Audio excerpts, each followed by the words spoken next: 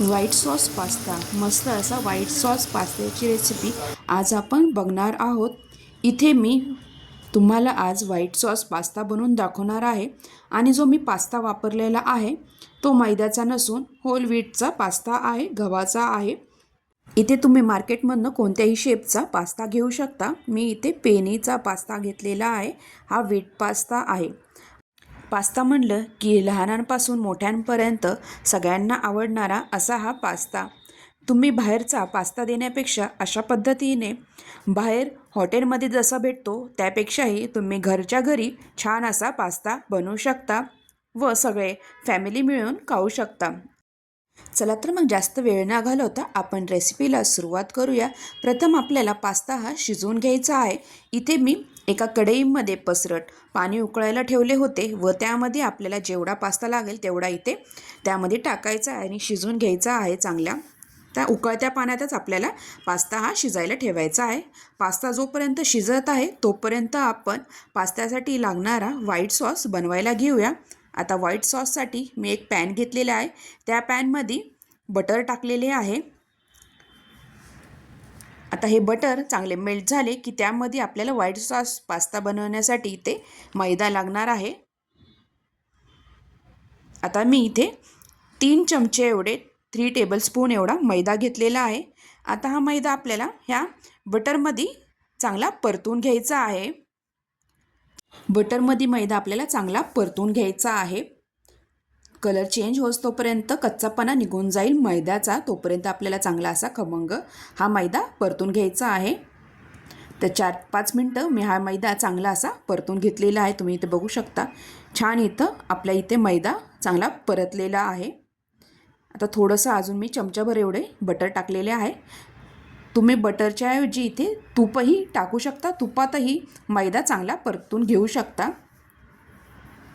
तर चांगलं इथे मैदा आपला परतला गेलेला आहे। छान असा खमंग वासही येतो मैदा परतत असताना। आता आपण मैदा यासाठी वापरतो जेणेकरून आपण जो व्हाईट सॉस बनवणार आहोत त्याला मैद्यामुळे थिकनेस येतो। आता थिकनेस त्याची ग्रेव्ही बनवण्यासाठी आपण इथे दुधाचा वापर करणार आहोत। दूध आणि निम्म पाणी अशा प्रमाणात इथे आपण हे सॉस बनवणार आहोत। आता इथे पास्ता आपला चांगला शिजलेला आहे, तुम्ही बघू शकता छान इथे शिजला गेलेला आहे पास्ता। आता इथे आपल्याला निम्मे पाणी आणि इथं निम्म दूध घ्यायचं आहे सॉस बनवण्यासाठी। मैदाही तिथे चांगला आपला परतला गेलेला आहे खमंग असा। आता हे सगळं दूध आणि पाण्याचं मिश्रण थोडं थोडं करून आपल्याला इथे टाकायचं आहे। मी निम्म इथे टाकणार आहे हे मिश्रण आणि इथे आपल्याला मैद्याची गुठळी होऊन द्यायची नाही आहे। तर बघा मी निम्म इथे हे दूध पाण्याचं मिश्रण टाकलेलं आहे आणि चांगलं मिक्स करत राहायचं आहे, नाहीतर तिथे मैद्याची गुठळी होईल। जर गुठळी असेल तर तुम्ही ती फोडून चमच्याने चांगली फोडून घ्या। छान इथे आपली घट्ट अशी व्हाईट सॉस रेडी होतो। चांगलं ढवळत राहायचं आहे, एकसारखे एकजीव करून घ्यायचं आहे, अजिबात इथे मैद्याची गुठळी राहता कामा नये। तर तुम्ही बघा पास्ता इथे चांगलं शिजलं गेलेला आहे। आता एका चाळणीमध्ये आपल्याला हे काढून घ्यायचं आहे। तर चाळणीत मी हे पास्ता काढून घेतलेला आहे व थंड पाण्याने किंवा थंड पाण्यातनं तुम्ही हा पास्ता काढून घेऊ शकता, जेणेकरून गरमी जी असते त्यामुळे अजून हा पास्ता शिजू नये। आता ह्या ग्रेव्हीमध्येही आपला पास्ता शिजणार आहे। आता उरलेलं हे जे पाण्याचं दुधाचं मिश्रण आहे ते मी पूर्ण टाकणार आहे। ते भरपूर इथे पॅन भरून इथं आपला पास्ता मस्त असा व्हाईट सॉस पास्ता रेडी होतो। तर पातळ इथे ग्रेव्ही अजून आहे, तुम्ही जसं शिजवाल तसं ती ग्रेव्ही घट्ट होणार आहे। आता पास्त्यासाठी मी कॉर्न शिजायला ठेवलेले आहेत। आता ही ग्रेव्ही थोडीशी थिक होत चाललेली आहे। आता आपल्याला बाकीचे जे पास्त्यासाठी हर्ब्स लागतात ते टाकायचे आहे। इथे मी भरपूर असं इथे ओरेगॅनो 2 चमचे एवढे टाकलेले आहे। छान फ्लेवर येतो ओरेगॅनोमुळं। आणि इथे तुम्हाला तिखट जसा पास्ता तिखट हवा आहे तसं तुम्ही इथे चिली फ्लेक्स ॲड करू शकता। तर छान इथं मिक्स करून घ्यायचं आहे। इथे मी चमचाभरच इथे जास्त तिखट करणार नाही आहे, त्यामुळे चमचाभर एवढे इथे चिली फ्लेक्स टाकलेला आहे। लहान मुलं खातात त्यामुळे तिखट कमीच केलेले आहे। आता झाकण लावून आपल्याला हे जी व्हाईट सॉस आहे तो शिजून द्यायचा आहे। आता तुम्ही इथे बघू शकता मस्त इथे थिक असा व्हाईट सॉस आपला इथे रेडी झालेला आहे. नंतर आपण पास्ता टाकल्यानंतर अजून ही ग्रेव्ही थिक होते. आता आपण पास्त्यासाठी काही भाज्या घेणार आहोत. भाज्यांमध्ये कॉर्न मी शिजवून घेतलेले आहेत. पास्ताही आपला शिजलेला आहे व इथे शिमला मिरची आणि कांदा मी अशा प्रकारे चौकोनी चिरून घेतलेला आहे. आता हे भाज्या आपल्याला टॉस करून घ्यायच्या आहे. थोडंसं बटर कढईमध्ये टाकून आणि इथे कांदा चांगला बटरमध्ये टॉस करून घ्यायचा आहे. एकदम शिजवून घ्यायचा नाही आपल्याला.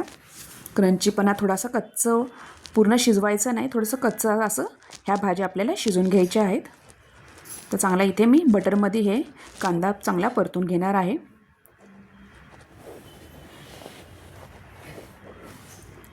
आता 2-3 मिनटं कांदा बटरमध्ये चांगला परतला गेला की त्याचमध्ये आपल्याला शिमला मिरची इथे टाकायची आहे. अशा प्रकारे कांदा व शिमला मिरची आपल्याला ह्या बटरमध्ये चांगली परतून घ्यायची आहे व थोडीशी वाफून घ्यायची आहे. थोडंसं मऊसरपणा शिमला मिरची व कांदा आपला होईल त्यासाठी इथे झाकण लावून वाफून द्यायची आहे ह्या भाज्या. आता इथे बघा तुम्ही आपला व्हाईट सॉस ही रेडी झालेला आहे. मस्त इथे व्हाईट सॉस रेडी झालेला आहे. आता यामध्ये आपल्याला थोडेसे चवीनुसार मीठ घालायचं आहे. लक्षात ठेवा आपण ऑरिगॅनो टाकलेला आहे भरपूर, त्यामुळे ऑरिगॅनोमध्येही थोडंसं मीठ असतं, त्यामुळे मीठ हे जपून टाका. लागलंच तर तुम्ही नंतर टाकू शकता मीठ. तर मीठ टाकल्यानंतर चांगले मिक्स करून घ्यायचे आहेत.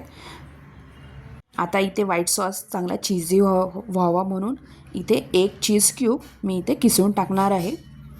तुम्हाला हवे तेवढे तुम्ही इथे चीज क्यूब टाकू शकता. तुम्हाला जास्त जर चीज आवडत असेल तर तुम्ही इथे जास्त चीज टाकले तरीही चालेल. व नंतर पास्ता झाल्यानंतरही पास्त्यावरनं तुम्ही चीज क्यूब किसून टाकू शकता.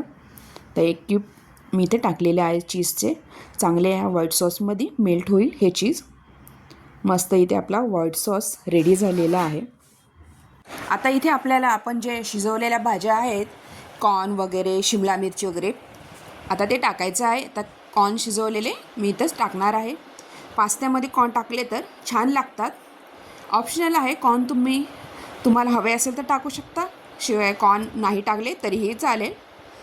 आता कॉर्न टाकल्यानंतर आपण जे कांदा शिमला मिरची वगैरे बटरमध्ये टॉस केले होते ते भाज्याही आपल्याला यामध्ये टाकायच्या आहेत. तुम्ही इथे बघू शकता कांदा शिमला मिरची चांगले क्रिस्पी असे परतले गेलेले आहेत. आता ह्या भाज्या आपल्याला व्हाईट सॉसमध्ये टाकून द्यायच्या आहेत. आता अशा प्रकारे कॉर्न व ह्या भाज्या आपण चांगल्या मिक्स करून घ्यायच्या आहेत. नंतर इथे आपण पास्ता जो शिजवला होता तो पास्ताही यामध्ये टाकायचा आहे व गरमागरम इथे आपला व्हाईट सॉस पास्ता रेडी झालेला आहे. मस्त इथे भाज्या आता बघा मिक्स झालेल्या आहेत या व्हाईट सॉसमध्ये. आता शिजवलेला पास्ताही यामध्ये टाकून द्यायचा आहे आणि चांगलं मिक्स करून घ्यायचं आहे. मस्त इथे आपला थिक अशी ग्रेव्हीमध्ये व्हाईट सॉस पास्ता रेडी झालेला आहे. चांगलं मिक्स करून घ्यायचं आहे मस्त पूर्ण सगळीकडनं हा व्हाईट सॉस पास्त्याला मिक्स होईल पास्त्यामध्ये. आणि मस्तपैकी गरमागरम तुम्ही हा pasta white sauce pasta enjoy करू शकता. अशा प्रकारे इथे आपली व्हाईट सॉस पास्त्याची रेसिपी रेडी झालेली आहे. आता 5-10 मिनटं मी झाकण लावून असाच पास्ता शिजून देणार आहे. मस्त इथे आपली व्हाईट सॉसही मस्त थिक असा झालेला आहे. आता यावरतून मी थोडेसे मिओनीज टाकणार आहे. तर मिओनीज टाकून पूर्ण मिक्स करून घ्यायचं आहे. तर थोडे मिओनीज मी इथे टाकलेले आहे. तुम्हाला मिओनीज हवे असेल तर टाकू शकता आणि नाही टाकले मिओनीज तरीही चालेल. छान असं मिओनीजमुळे टेक्स्चर येते ह्या पास्त्याला व टेस्टही छान लागते मिओनीज टाकले तर.